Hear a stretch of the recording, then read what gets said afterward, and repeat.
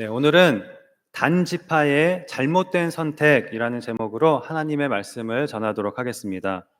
지난 시간까지 우리가 사사기 17장에서 미가와 미가의 어머니 그리고 한 레위인 청년의 이야기를 보았습니다.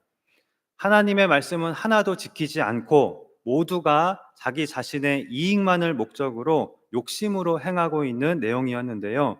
오늘부터 볼 18장에서는 새로운 이야기가 또 시작이 됩니다. 단지파의 이야기인데요.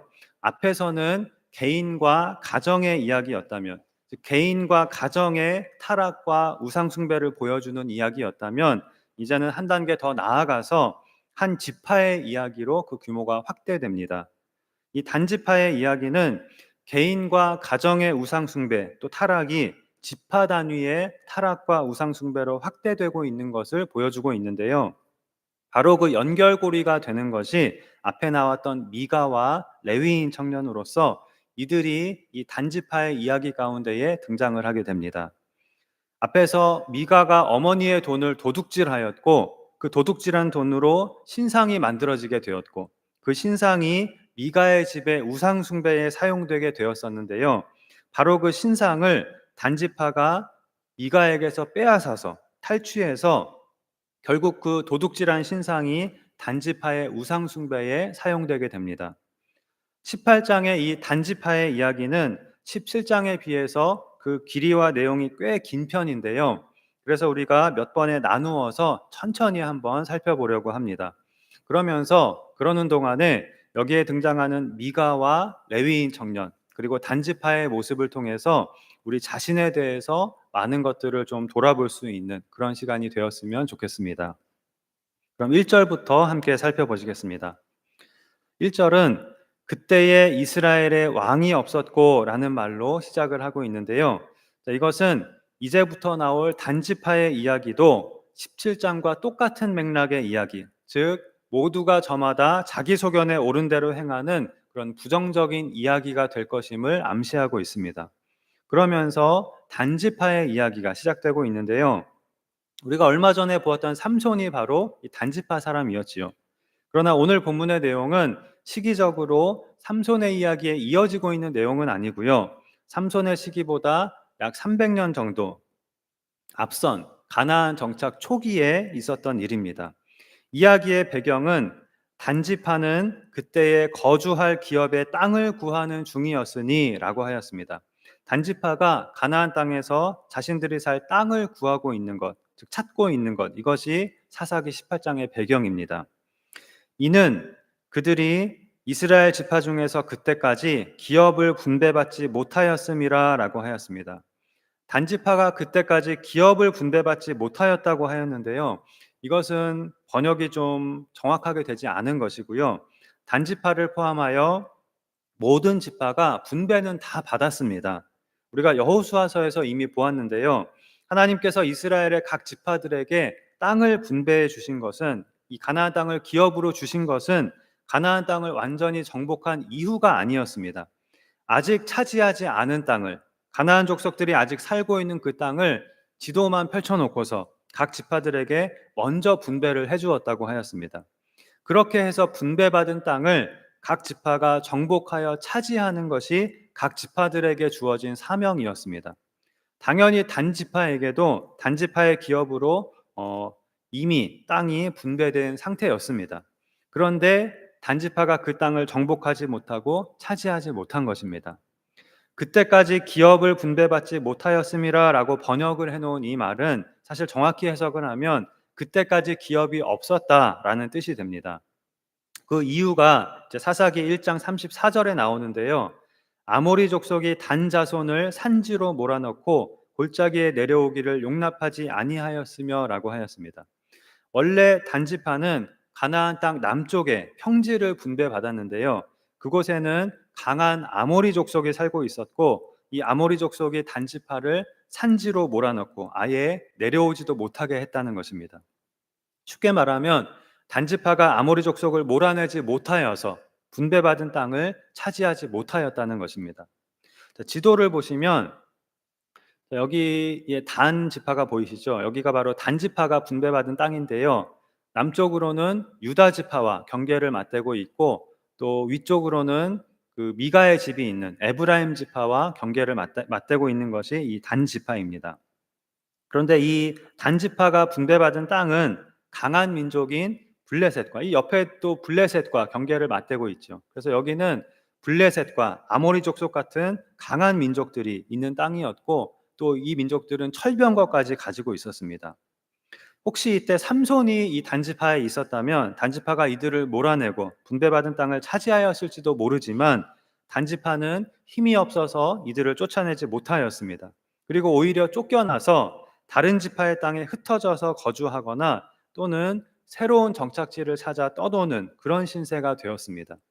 원래 단지파가 분배받은 땅은 평야나 골짜기가 많았지만 이들은 산지로 쫓겨나서 살기가 어렵게 되었고 또 땅도 부족해서 이제 농사를 지을 수 있는 새로운 땅을 찾게 되었습니다. 이것이 바로 1절에 단지파는 그때에 거주할 기업의 땅을 구하는 중이었으니 라고 하는 말의 의미입니다. 이들은 자신들이 살 땅을 구하는 중이었습니다. 17장에 나오는 레위인 청년과 같았습니다.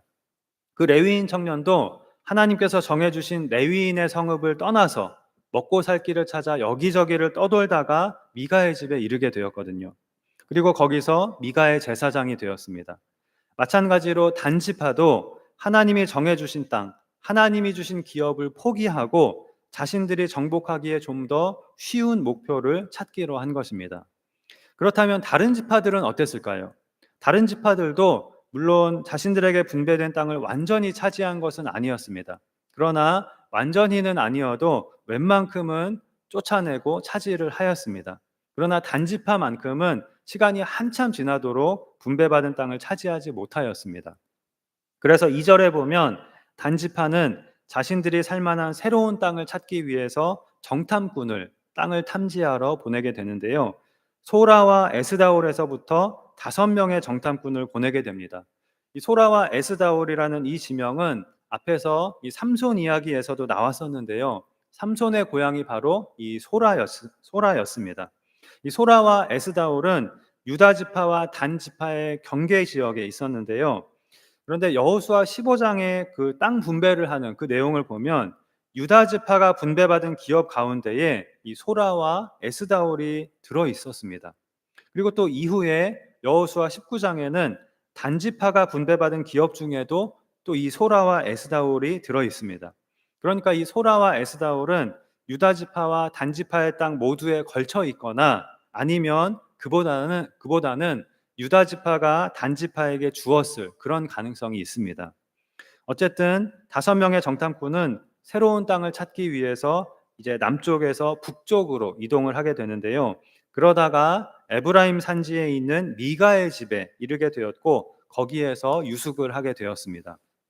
그리고 정탐꾼들은 미가의 집에서 미가의 제사장이 된 레위인 청년을 만나게 되는데요. 3절에 보면 그들이 미가의 집에 있을 때에 그 레위 청년의 음성을 알아듣고 라고 하였습니다. 이 음성을 알아들었다는 말에는 2가지 해석의 가능성이 있는데요. 첫째는 정탐꾼들과 이 레위 청년이 아는 사이였을 가능성입니다. 이 레위 청년은 유다 베들레헴에서 왔다고 하였는데요. 유다 지파와 단 지파가 원래 좀 가까이 붙어 있었으니까 이들이 원래 아는 사이였고 그래서 정탐꾼들이 자신들이 아는 그 익숙한 목소리를 들었다 이렇게 해석할 수 있는 가능성이 첫 번째로 있고요. 두 번째는 이 레위 청년이 지금 에브라임에 살고 있으면서 유다 지역의 말투와 억양을 사용하였기 때문에 그것을 알아들었다 이런 뜻일 수도 있습니다. 우리가 전에 보았던 사사기 12장에 보면 사사 입다가 에브라임 사람들의 독특한 발음을 이용해서 에브라임 사람들을 식별해내서 다 죽인 일이 있습니다. 쉽볼렛이라고 발음해보라고 시켰는데 에브라임 사람들은 이 쉬 발음을 하지를 못해서 씨볼렛이라고 발음을 했거든요. 그렇게 에브라임 사람들의 발음과 억양이 굉장히 독특한 그런 특징이 있는데 그 에브라임 억양을 쓰지 않고 유다 지역의 말투와 억양을 쓰는 사람이 이 에브라임의 미가의 집에 있는 것을 보고 정탐꾼들이 궁금하게 여긴 것입니다. 그래서 그 사연이 궁금해서 자세히 물었습니다. 너는 여기 사람이 아닌 것 같은데 누가 너를 이리로 데려왔고 또는 여기서 지금 무엇을 하고 있느냐 이렇게 자세히 여러 가지를 물었습니다. 그러자 4절에 그 레위인 청년이 그동안에 있었던 일들을 이야기하면서 미가가 이러이러한 조건을 제시하고 나를 고용해서 자기의 제사장으로 삼았다라고 말합니다.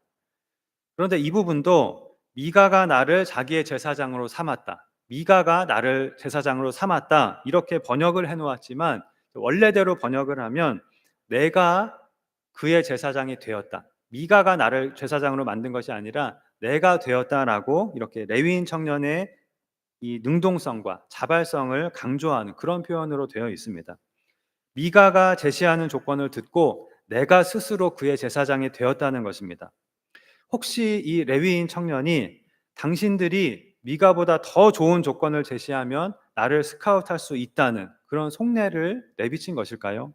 실제로 얼마 후에 이 레위인 청년이 단지파에게 스카웃이 되거든요. 단지파를 따라가서 단지파의 제사장이 됩니다.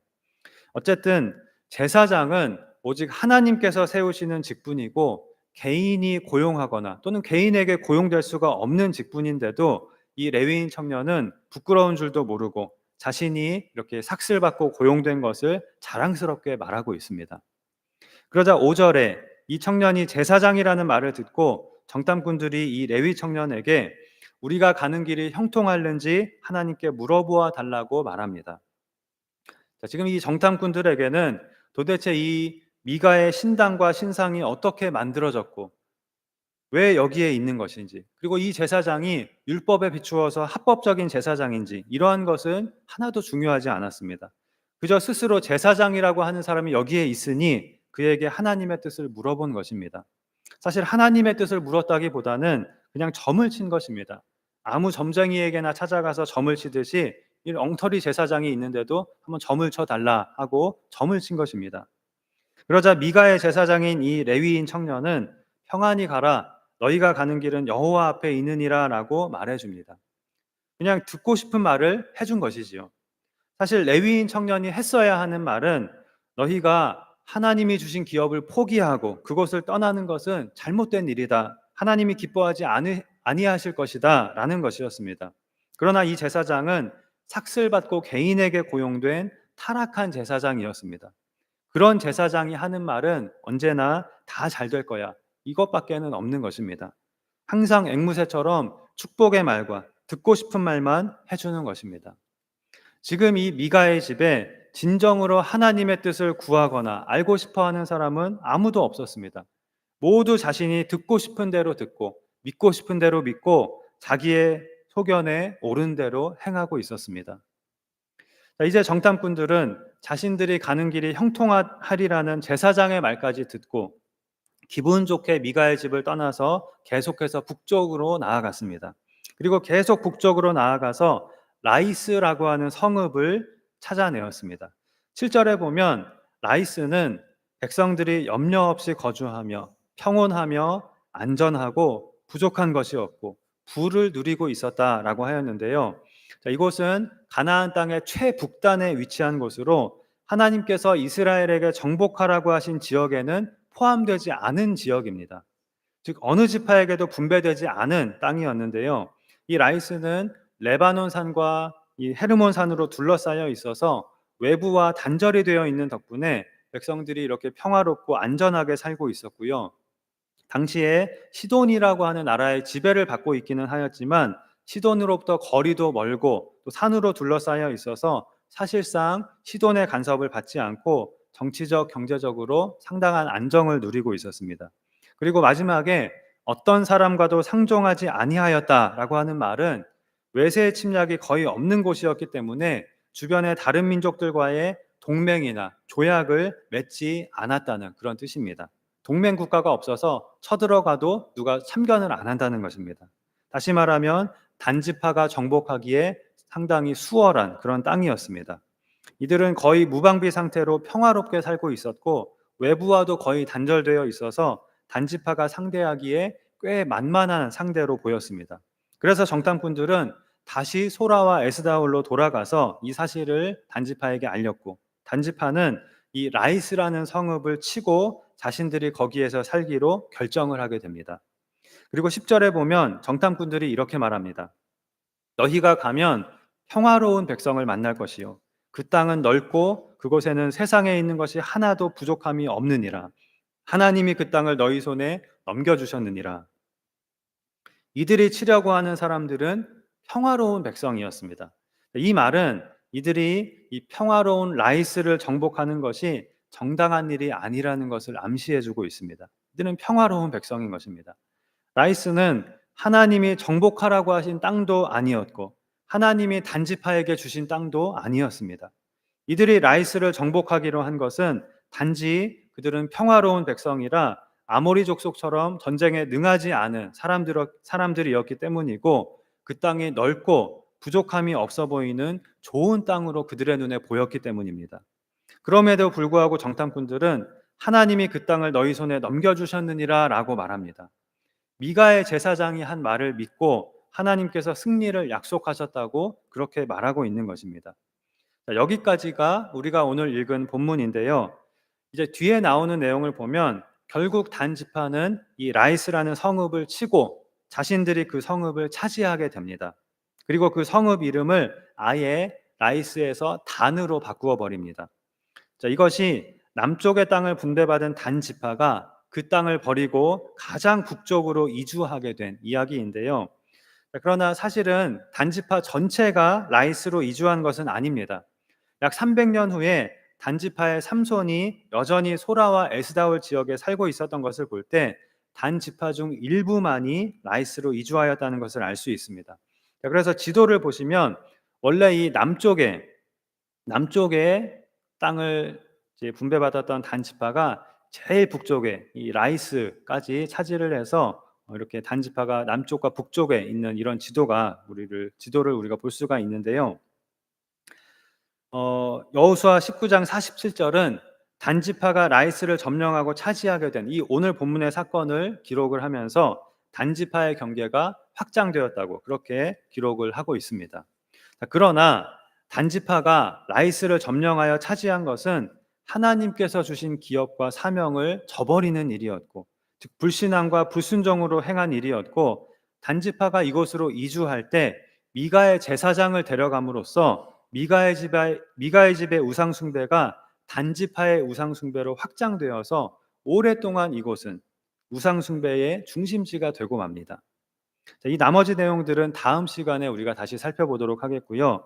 오늘 본문을 통해서 단지파의 잘못된 선택에 대해서 생각해 보면서 우리 자신에게 적용해야 할 교훈은 무엇인지 이런 것들에 대해서 생각해 보도록 하겠습니다.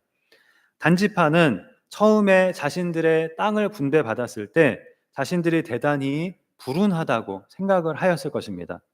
하필이면 그 땅에는 아주 강한 민족들이 살고 있었고 그들은 철병거까지 가지고 있었기 때문입니다. 아무리 머리를 굴려보아도 아무리 계산기를 두드려 보아도 자신들에게는 승산이 없어 보였습니다. 그럴 경우에는 어떻게 해야 할까요? 세상적인 관점에서 보면 이럴 경우에는 빠르게 우리가 작전을 좀 수정하는 것이 지혜로운 일이 될 것입니다. 상대가 나보다 너무나 비교가 되지 않게 강하고 어차피 나에게 승산이 0%라고 한다면 그렇게 판단이 된다면 어차피 안 될 일에 매달리기보다는 빠르게 포기하고 목표를 새롭게 수정하는 것이 현명한 일이 될 것입니다. 이런 관점에서 본다면 단지파가 목표를 수정하고 새로운 땅을 찾아 나선 것은 현명한 일이라고 할 수도 있을 것입니다. 그러나 더 자세히 들여다본다면 그리고 믿음의 관점에서 바라본다면 결코 단지파는 가망이 없는 일을 현명하게 빠르게 포기하고 지혜롭게 새로운 목표를 정한 그런 경우에 해당하지 않습니다. 이 경우는 달랐습니다.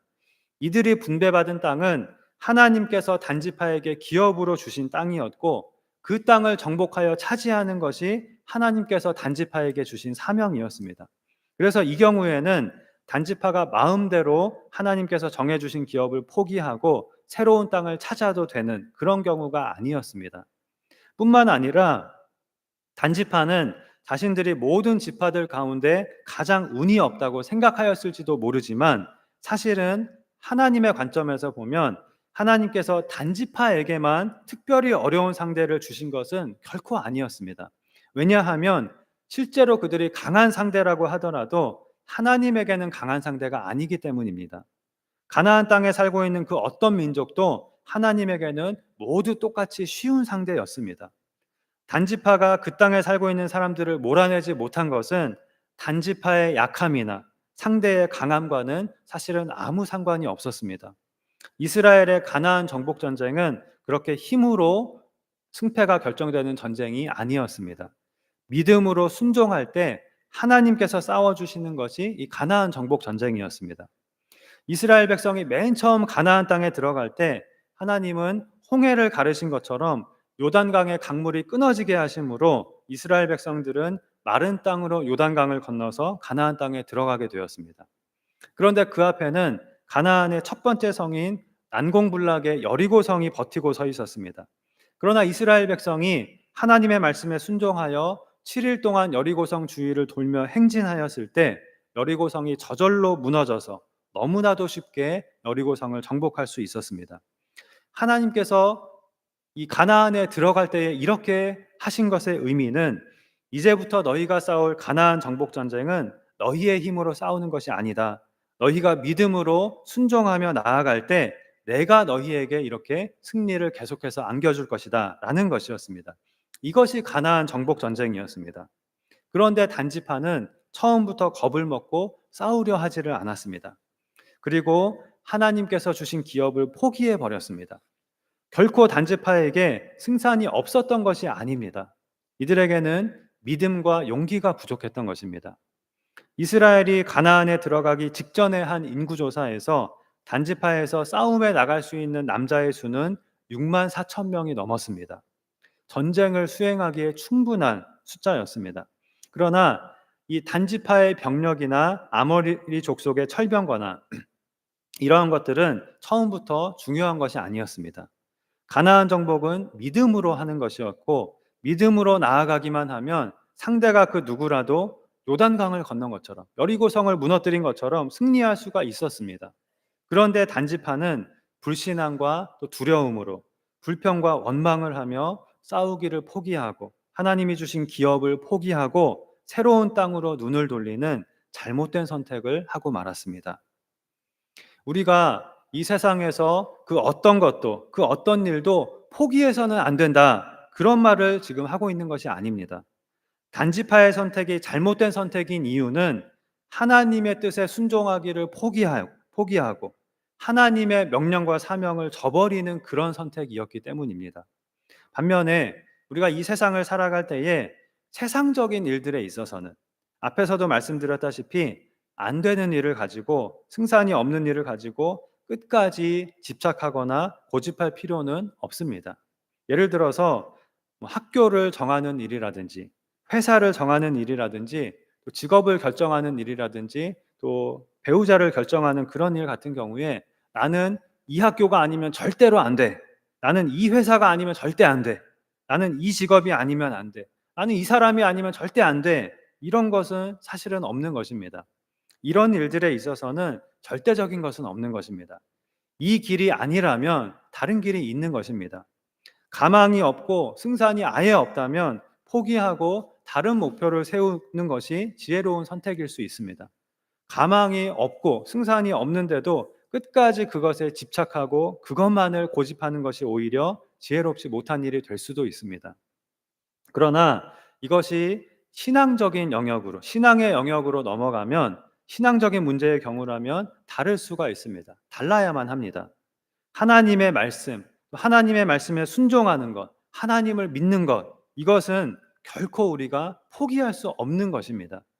이런 신앙과 관련된 문제에 있어서는 아무리 그것이 어려워 보여도 또 아무리 그것이 오랜 시간이 걸릴 것 같아도 또 아무리 해도 소용이 없을 것처럼 보일지라도 포기해서는 안 되는 것입니다.